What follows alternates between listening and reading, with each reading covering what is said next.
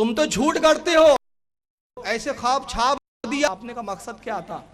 اس سے کیا تعلیم دینا چاہتے ہیں آپ امت کو؟ صرف یہ بتانا چاہتے ہیں کہ رسول کی عظمت کچھ بھی نہیں ہمارے دل میں.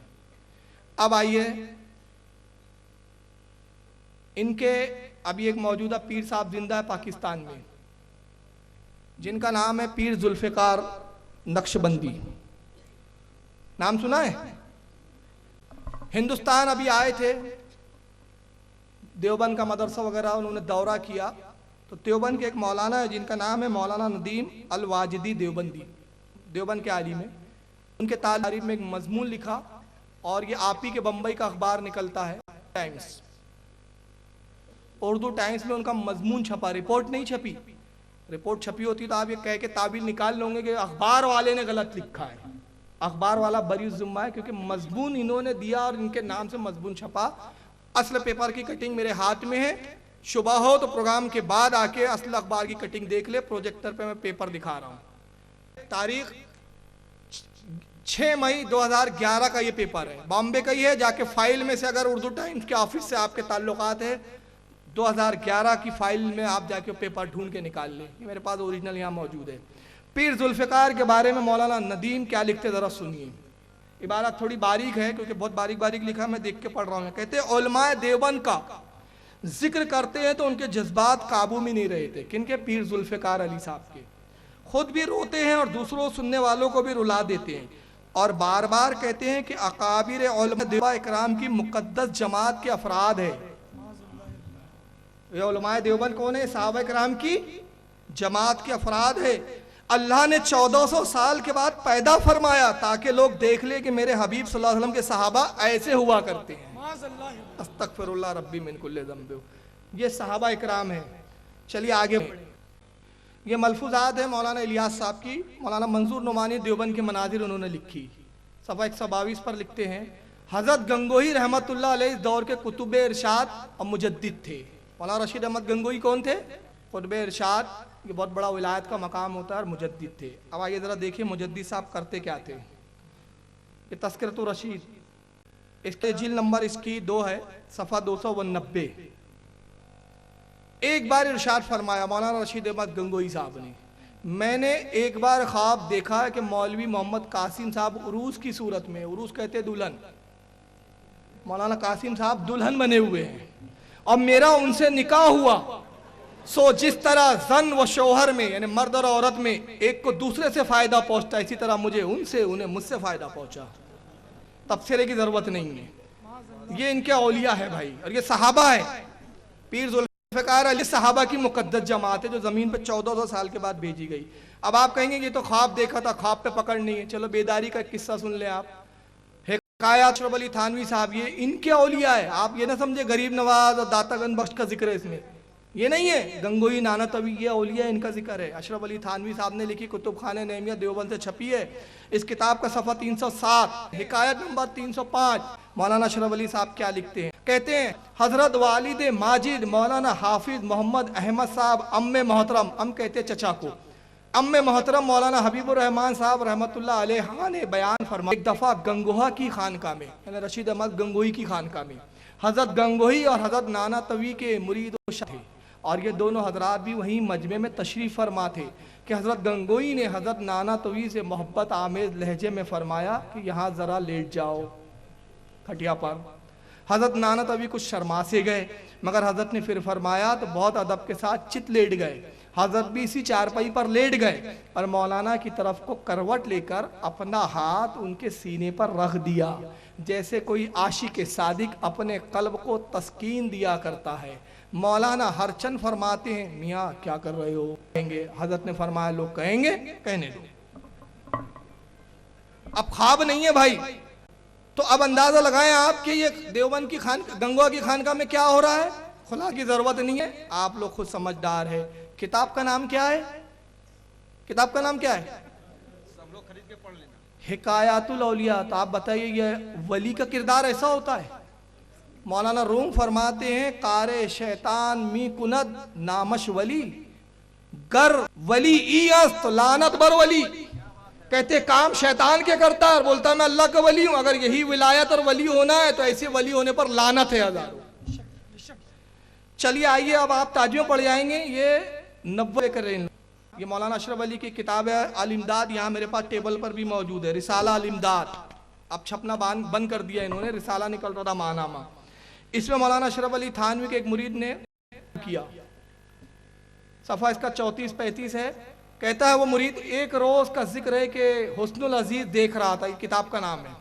دوپہر کا وقت تھا کہ نیند نے غلبہ کیا اور سو جانے کا ارادہ کیا. رسالہ حسن العزیز کو ایک طرف رکھ دیا, لیکن جب بندے نے دوسری کروٹ بدلی تو دل میں خیال آیا کہ کتاب کو پشت ہو گئی, اس لیے رسالہ حسن العزیز کو اٹھا کر اپنے سر کی جانب رکھ لیا اور سو گیا. کچھ عرصے کے بعد خواب دیکھتا ہوں کہ کلمہ شریف لا الہ الا اللہ محمد اللہ پڑھتا ہوں, لیکن محمد رسول اللہ کی جگہ حضور کا نام لیتا ہوں, یعنی اشرف علی تھانوی کا. اتنے میں دل کے اندر خیال پیدا ہوا کہ تجھ سے غلطی ہوئی کلمہ شریف کے پڑھنے میں, اس کو صحیح پڑھنا چاہیے. اس خیال رہا کلمہ شریف پڑھتا ہوں, دل پر تو یہ ہے کہ صحیح پڑھا جاوے, لیکن زبان سے بے ساختہ بجائے رسول اللہ صلی اللہ علیہ وسلم کے نام کے اشرف علی نکل جاتا ہے. حالانکہ مجھ کو اس بات کا علم ہے کہ اس طرح درست نہیں, لیکن بے اختیار زبان سے یہی کلمہ نکلتا ہے. 2-3 بار جب یہی صورت ہوئی تو حضور کو اپنے سامنے دیکھتا ہوں, اور بھی چند اشخاص حضور کے پاس تھے, لیکن اتنے میں میری یہ حالت ہو گئی کہ میں کھڑا کھڑا باوجہ اس کے رکت طاری ہو گئی, زمین پر گر گیا نہایت ہی زور کے ساتھ, اور مجھ کو معلوم ہوتا تھا کہ میرے اندر کوئی طاقت باقی نہیں رہی. اتنے میں بندہ خواب سے بیدار ہو گیا. کلمہ اس نے قائم میں پڑھا خواب میں, اب خواب سے بولتا ہے میں گیا, لیکن بدن میں بدستور بے حسی تھی اور اثر نا طاقتی کا بدستور تھا, لیکن حالت خواب اور بیداری میں حضور ہی کا خیال تھا. لیکن حالت بیداری میں کلمہ شریف کی غلطی پر جب خیال آیا تو اس بات کا ارادہ ہوا کہ اس خیال کو دل سے دور کیا جاوے, اس واسطے کہ پھر کوئی ایسی غلطی نہ ہو جاوے.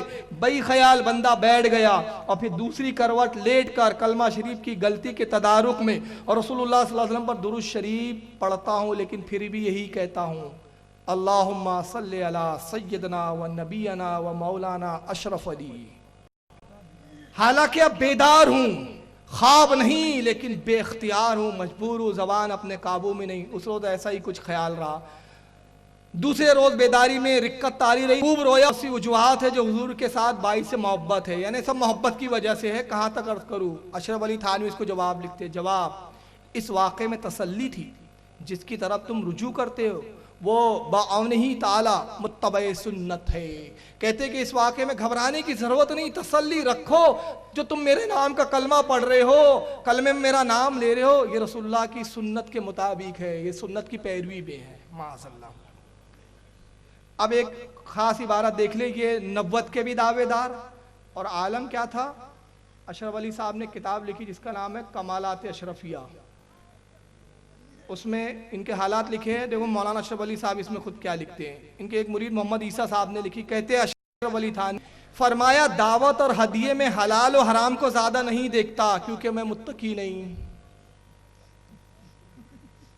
یعنی نبی بننے کا دعویٰ اور متقی نہیں. چلیے اب یہاں سے 2-3 باتیں خاص خاص سن لیں آپ یہاں پہ, پھر اس کے بعد ہم اختتام کریں گے.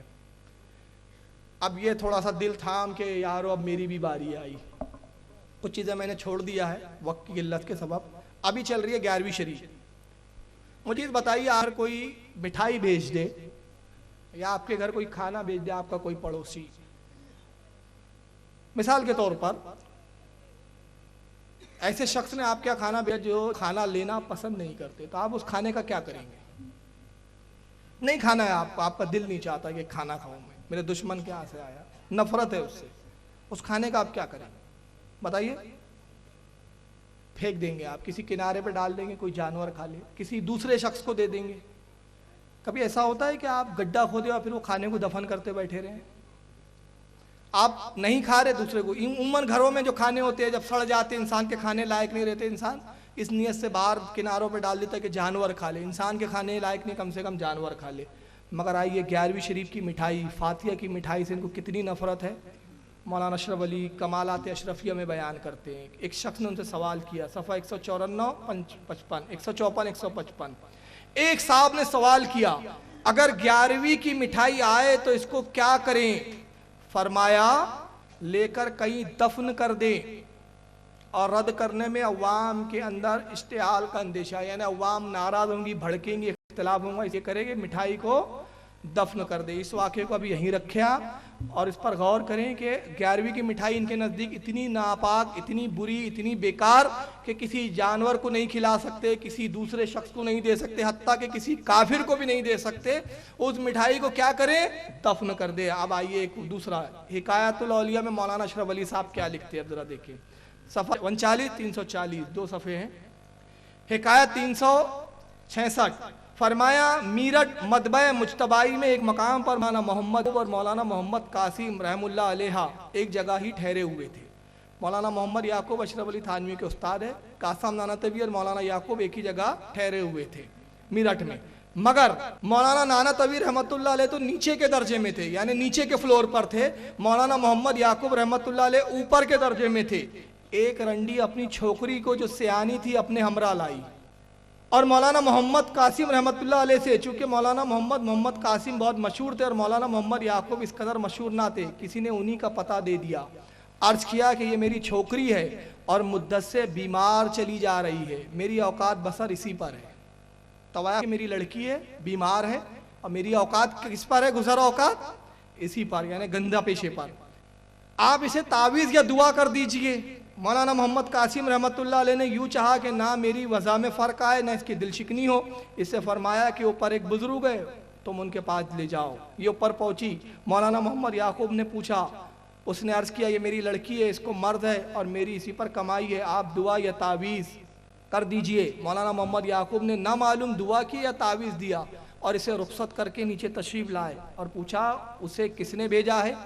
مولانا محمد قاسم صاحب خاموش ہو گئے، فرمانے لگے کہ بڑے متقی نکلے، اپنے تقوی کی اس قدر حفاظت میرے پاس خلوت میں بازاری عورت کو بھیج دیا، اپنے نفس پر کس کو اعتماد ہے؟ وقت نہیں ہے سب جانے کا۔ خدا کے فضل سے چھوکری کو آرام ہو گیا، یعنی تعویذ دیا کہ دعا کی اللہ جانے، لیکن کیا ہوا؟ بہرحال وہ گئی، اس کو آرام ہو گیا۔ تو وہ مٹھائی لائی اور سیدھی اوپر مولانا کے پاس پہنچی اور ہاتھ جوڑ کر کہا حضرت آپ کی دعا سے میری لڑکی کو صحت ہو گئی، یہ مٹھائی شکریہ میں لائی ہوں۔ مولانا نے فرمایا رکھ دو، چنانچہ وہ رکھ کر چلی گئی۔ مولانا نیچے تشریف لائے اور فرمایا کہ حرام کمائی کی ہے، اس کا کھانا حرام ہے، مساکین کا حق ہے، غریبوں کا حق ہے، اغنیا کا حق نہیں ہے، جس کا دل چاہے لے لے۔ ہمارے حضرت نے فرمایا دیکھیے شریعت و طریقہ سب جمع کر دی، یعنی کہا کہ یہ امیروں کا حق نہیں ہے، مطلب امیر لوگ حرام کی نہیں کھاتے، غریب کی کھا سکتے ہیں، اور اس کے بعد کہا کہ یہ مٹھائی غریبوں کا حق ہے، غریبوں کے لیے رکھ دو، جس کا دل کھانے کے لیے کہتا ہے کھا لے۔ مطلب رنڈی کی لائی ہوئی مٹھائی تو کھانے کے لائق ہے، غریبوں کے لیے، مگر 11ویں مٹھائی اتنی ناپاک کہ معاذ اللہ ثم معاذ اللہ اس کو جانور کو بھی نہ کھلائے، کسی کو نہ کھلائے، بلکہ اس کو کیا کرے؟ دفن کر دیں۔ ہاں آخری وقت۔ اب آئیے، یہ طاہر گیاوی ان کے بہت بڑے علامہ ہیں، نام سنا ہے؟ طاہر گیاوی صاحب درود شریف صلاۃ و سلام جو ہم جمعے میں اور مسجدوں میں پڑھتے ہیں اس کے بارے میں کیا تبصرہ کرتے ذرا سن لیجئے۔ اور آج مسجدوں کا حال یہی ہو رہا ہے، اب بچے ہی نہیں بڑے بوڑھے جوان بھی وہاں شور کرتے، اور شور بھی عجیب ٹائپ کا شور ہوتا ہے، دیکھنے میں معلوم ہوتا ہے کہ بڑا اچھا کام ہو رہا ہے، وہ اندر انتہائی غلیظ کام ہے۔ آج کل ٹیسٹ کرنے کے لیے ڈاکٹر لوگ بتاتے پاخانہ پیشاب ٹیسٹ کرا کر رپورٹ لاؤ، تو اب جس کو پاخانہ ٹیسٹ کرانا ہے تو ٹیسٹ جہاں ہوتا ہے وہاں جا کر پاخانہ تھوڑی پھرتا ہے، جہاں پیشاب ٹیسٹ ہوتا ہے وہاں بیٹھ کر پیشاب تھوڑی کرتا ہے، وہ تو پولیتھین میں بند کر کے لے جاتا ہے۔ اب یہ پولیتھین میں بند ہے تو بے وقوف آدمی، نادان آدمی شاید کوئی حلوہ ہوا جا رہا ہے۔ ابھی تو پیک ہے نا، جب کھلے گا تب پتہ لگے گا کہ خوشبودار ہے کہ بدبودار ہے۔ اسی طریقے سے کچھ چیزیں دیکھنے میں معلوم ہوتی ہیں کہ بہت پیک ہیں اور بڑا شاندار لیبل ہے اس پر لگا ہوا، یہ شور شرابہ نہیں ہے، ہنگامہ نہیں ہے، لیکن یہ لیبل والا جو پولیتھین ہے یہ پھٹ جائے گا قیامت میں، اور وہاں جب اس کا پول کھلے گا تو اس کی بدبو محسوس ہوگی۔ یہ جو مسجدوں میں درود اور سلام چیخ چیخ کر مائک لگا کر شور ہنگامہ کر کے لوگ پڑھتے ہیں، دیکھنے میں معلوم ہوتا ہے کہ یہ تو درود پاک ہے، حالانکہ وہ پاک نہیں ہے، ناپاک ہے۔ یہ پولوتھین جب پھٹے گا قیامت میں تب سمجھ میں آئے گا، وہ حلوہ نہیں ہے، وہ غلاظت ہے، ناپاکی ہے۔ درود و سلام کے بارے میں جو مثال دی سمجھ میں آ گئی، تبصرہ کرنے کا وقت نہیں ہے۔ دو باتیں میں یہاں بیان کر کے اس کا جواب مکمل کرتا ہوں۔ درود ناپاک اس نے کہا، یہ کتاب ہے ایک اخبار الاخیار، یہ کتاب ہے شاہ عبدالحق محدث دہلوی رحمۃ اللہ تعالی علیہ کی، اخبار الاخیار۔ ترجمہ بھی ان لوگوں نے کیا، فارسی میں اصل کتاب تھی، اردو میں دیوبندی کے دو مولانا نے مل کے ترجمہ کیا، مولانا سبحان محمود صاحب، مولانا محمد فاضل صاحب دارالعلوم، اور یہ مولانا دیوبند کے ہیں۔ اخبار الاخیار شاہ عبدالحق کی فارسی کتاب کا اردو میں انہوں نے ترجمہ کیا۔ شاہ عبدالحق محدث دہلوی نے، میں ان کے بارے میں بتا چکا ہوں، وقت کے بہت بڑے محدث ہیں، اس میں بزرگان دین کے حالات پہ کتاب لکھی۔ جب کتاب وہ اینڈ کرتے ہیں، شاہ عبدالحق جو آج سے 550 سال پہلے کے بزرگ ہیں، تو اللہ کی بارگاہ میں دعا کرتے ہیں، مولا میری کتاب کو قبول فرما لے، مولا میرے عمل کو قبول فرما لے، مختلف دعائیں کر رہے ہیں۔ تو آخر میں صفحہ 624 ہے، یہاں پر وہ ان کی دعا سنیں، شاہ عبدالحق کی ترجمہ انہوں نے کیا۔ دیکھو کیا کہتے ہیں، اے اللہ، میرا کوئی عمل ایسا نہیں جسے آپ کے دربار میں پیش کرنے کے لائق سمجھوں، میرے تمام اعمال میں فساد نیت موجود رہتی ہے، البتہ مجھ حقیر فقیر کا ایک عمل صرف تیری ذات پاک کی عنایت کی وجہ سے بہت شاندار ہے، اور وہ یہ ہے کہ مجلس میلاد کے موقع پر میں کھڑے ہو کر سلام پڑھتا ہوں۔ شاہ عبدالحق جیسا وقت کا محدث کیا کہہ رہا ہے، میرا کوئی عمل ایسا نہیں کہ اللہ میں جس پر یقین رکھوں کہ تو اس کو قبول کر لیں گا اور مجھے بخش دیں گا، صرف ایک عمل ہے جو تیری توفیق سے شاندار ہے، جس پر مجھے یقین کامل ہے کہ اس عمل کے عوض تو مجھے بخش دیں گا، اور وہ عمل کیا ہے کہ میلاد کے موقع پر میں کھڑے ہو کر سلام پڑھتا ہوں اور نہایتی عاجزی و انکساری محبت و خلوص کے ساتھ تیرے حبیب پاک صلی اللہ علیہ وسلم پر درود و سلام بھیجتا رہا ہوں۔ اے اللہ، وہ کون سا مقام ہے جہاں میلاد مبارک سے زیادہ تیری خیر و برکت کا نزول ہوتا ہے، اس لیے اے ارحم الراحمین، پکا یقین ہے کہ میرا یہ عمل کبھی بیکار نہ جائیں گا بلکہ یقیناً تیری بارگاہ میں قبول ہوں گا، اور جو کوئی درود و سلام پڑھے اور اس کے ذریعے دعا کرے وہ کبھی مسترد نہیں ہوگا۔ یہ محدث کا قول، جن کے چھاپنے والے بھی یہ سلام، جس پہ شاہ عبدالحق محدث دہلوی جیسا جس عمل پر فخر کر رہا ہے، ان کے نزدیک ناپاک ہے۔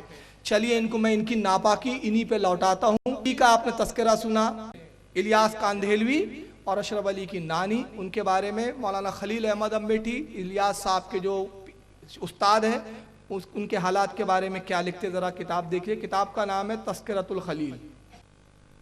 تذکرۃ الخلیل اس وقت میرے ہاتھ میں بھی ہے، آپ کو مانیٹر پہ بھی نظر آئیں گی۔ تذکرۃ الخلیل کا صفحہ 96 نانی کے بارے میں لکھتے ہیں کہ بی امی، یعنی الیاس صاحب کی نانی بی امی کی عمر طویل ہوئی، انہوں نے نواسوں کی اولاد کو بھی دیکھا، آخر عمر میں بصارت اور چلنے پھرنے سے معذور ہو گئی اور موت میں 3 سال کامل صاحب فراش رہی، یعنی بستر پہ ہی پڑی رہی، اٹھتا بیٹھنا نہیں ہوتا تھا، مگر نہ قلبی و لسانی ذکر اللہ میں فرق آیا، نہ صبر و رضا بر قضا میں کمی لاحق ہوئی۔ جسم کو 3 سال مرض اسحال، مرض اسحال کہتے ہیں لوز موشن کو کنٹینیوس پیخانہ ہوتا رہتا ہے، رکتا ہی نہیں، کنٹینیو یہی، اور اشرف علی تھانوی کو بھی آخری میں یہی ہوا تھا، اسی حالت میں مرے ہوئے نجاست والے بستر پر۔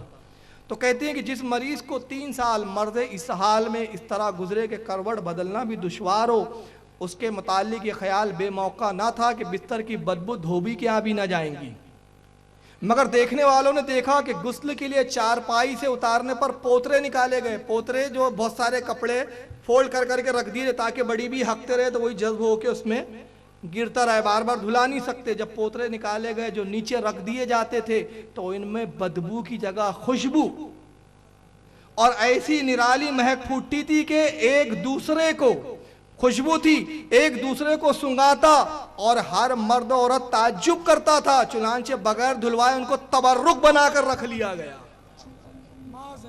تو جو درود و سلام کو ناپاک کہتے ہیں، اللہ تعالیٰ کی یہ مار ہے کہ ایسے گو بھر کے تبرک ان کو دیے جاتے ہیں، رکھو اس کو سنبھال کر۔ آگے میں آخر میں بتا دوں، کتنا وقت ہے بھائی؟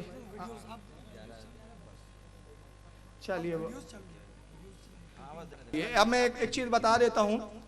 ابوالکلام آزاد غیر مقلد جن کو مانتے ہیں، دعویٰ کرتے کہ غیر مقلد تھے. دیوبندی کہتے ہو دیوبند سے تعلق تھا، تقلید کے قائل تھے. اب وہ کون تھے؟ دونوں آپس میں نپٹ لے.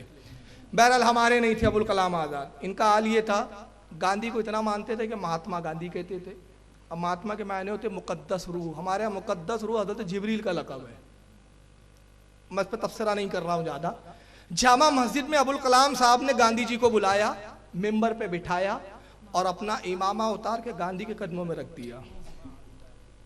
اس پر اعلیٰ حضرت نے حکم کفر لگایا تھا ان پہ، اور اس کے بعد کہتے ہیں کہ میرا ایمان میری عزت سب گاندھی جی کے قدموں میں ہے. یہ ان کا معاملہ تھا. اس کے بعد دیوبند میں ایک جلسہ ہوا دستار بندی کا. جب اندرا گاندھی کا دور تھا، اندرا گاندھی پردھان منتری تھی اس وقت، تو دستار بندی کا جب جلسہ چل رہا ہے تو اسی جلسے میں اندرا گاندھی کو باقاعدہ انوائٹ کیا گیا، دعوت نامہ دے کر. گاندھی آئی، مولویوں کے اسٹیج پر وہ ایک عورت غیر مسلم بیٹھی، وہ کرسی پہ بیٹھی تھی، سارے مولوی زمین پہ بیٹھے ہوئے تھے.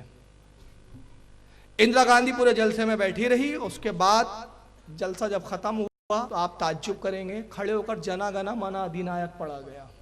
ان کے نزدیک درود و سلام کھڑے رہ کر پڑھو تو بدعت ہے، اور جلسے میں دینی جلسے میں جنا گنا پڑھ رہے یہ جائز ہے ان کے یہاں.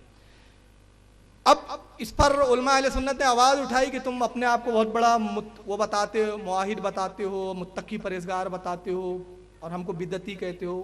ایک غیر مسلم عورت کو بلانا اور اس کو سارے بندی کے جلسے میں بٹھانا اور پھر سارے مردوں کا ہجوم، یہ شریعت کہاں اجازت دیتی؟ اس پر جب شور ہوا تو ان کے مولویوں نے صفائی دینا شروع کی. تو ابھی حال ہی کے ایک مولوی ہے، چہرہ چھپائے ہوئے آتے ہیں، ویڈیو پہ جب بھی آتے ہیں، اول تو ان کی ویڈیو بہت کم ہے نیٹ پر، آڈیو زیادہ ہے. ایک دو ویڈیو آئے جو چہرے کو دھندلا کر دیتے، پتہ نہیں چہرہ مکروہ ہے کہ دکھانا کیوں نہیں چاہتے. تو ان کے بارے میں کہتا ہوں کہ صاحب سامنے آتے بھی نہیں، صاحب چھپتے بھی نہیں، عجب پردہ ہے کہ چلمن سے لگے بیٹھے ہیں. وہ ہے مولوی عبدالرب نواز حنفی صاحب. آئیے ذرا وہ دیوبند کے مولوی صاحب کیا صفائی دیتے اس بارے میں سنیں. مشہور سوال ہے، یہ چہرہ میں نے نہیں دھندلا کیا ہے صاحب، یہ ان کے ویڈیو میں ہی ایسا چہرہ ہے. کی طرف سے مشہور سوال ہے. بات یہ ہے کہ اندرا گاندھی اس وقت کی وزیر اعظم تھی، اس کو بلایا نہیں گیا تھا، بلکہ اس کی انٹیلیجنس نے جب اطلاع دی کہ اتنے سارے مولویوں کا ٹھاٹے مارتا ہوا سمندر ہے تو وہ گھبرائی کہ کہیں ایسا نہ ہو کہ میری حکومت کا تختہ نہ الٹ جائے. وہ بغیر بلائے خود جلسہ گاہ میں آئی ہے. اب ظاہر بات ہے اگر کوئی کسی ملک کی سربراہ وہاں آئی ہے تو اس کو دھکے دے کے نکالا تو نہیں جا سکتا.